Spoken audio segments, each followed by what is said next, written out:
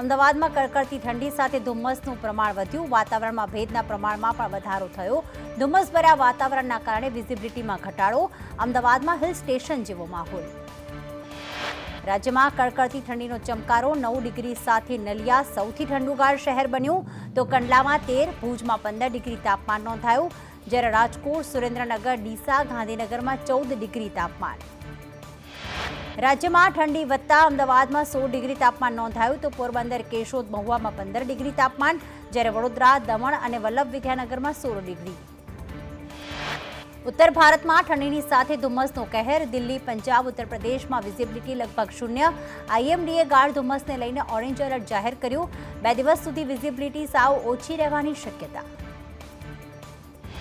પંજાબ, હરિયાણા, દિલ્હીમાં તાપમાન 6 થી 10 ડિગ્રી, તો ચંદીગઢ, ઉત્તર પ્રદેશમાં પણ 6 થી 10 ડિગ્રી તાપમાન, જ્યારે રાજસ્થાન, મધ્યપ્રદેશ, ઝારખંડમાં 11 થી 12 ડિગ્રી તાપમાન નોંધાયું. આગામી 2 દિવસ ઠંડી અને ધુમ્મસ બંને વધવાની આગાહી. દિલ્હી એનસીઆરમાં ગાઢ ધુમ્મસના કારણે વિઝિબિલિટી ઘટી. અનેક ટ્રેન સમય કરતાં મોડી ચાલી.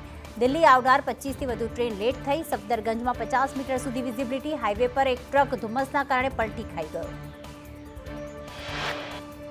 જમ્મુ કાશ્મીરના પહાડી વિસ્તારોમાં બરફની ચાદર પથરાઈ. ગુલમર્ગમાં ભારે બરફવર્ષાથી ઠંડીનો પારો ગગડ્યો. પહેલગામ, કુલગામ સહિતના વિસ્તારોમાં બરફવર્ષા.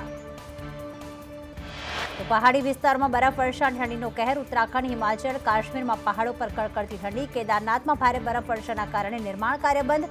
કેદારનાથમાં તાપમાન -6 થી 10 ડિગ્રીએ પહોંચ્યું. 150 શ્રમિકોને કેદારનાથથી પરત બોલાવાયા.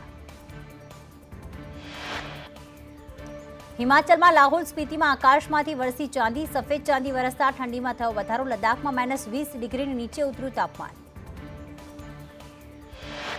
ગાઢ ધુમ્મસના કારણે ઉત્તર પ્રદેશમાં ભીષણ અકસ્માત. આગ્રા એક્સપ્રેસ વે પર 6 વાહનો અથડાયા. બસ, કાર સહિત 6 વાહનો અથડાતા એકનું મોત થયું. ધુમ્મસના કારણે વિઝિબિલિટી ઘટતા થયો અકસ્માત.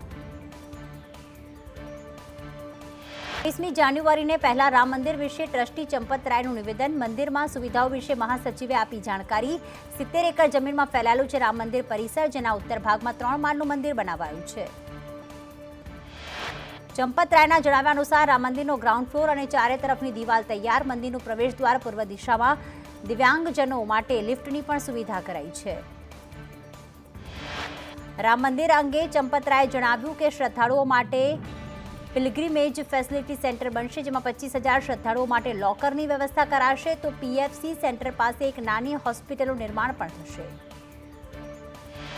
ફૂટ બાદ સ્થળ છોડીને ભાગી ગયેલા મંગેશે ફરી ક્લબ બહાર એસયુવી કાર લાવી યુવતી પર ચડાવી દીધી. યુવતી ઉમા સાથે આવેલો અન્ય એક મિત્ર રાજકુમાર પણ ઇજાગ્રસ્ત થયો.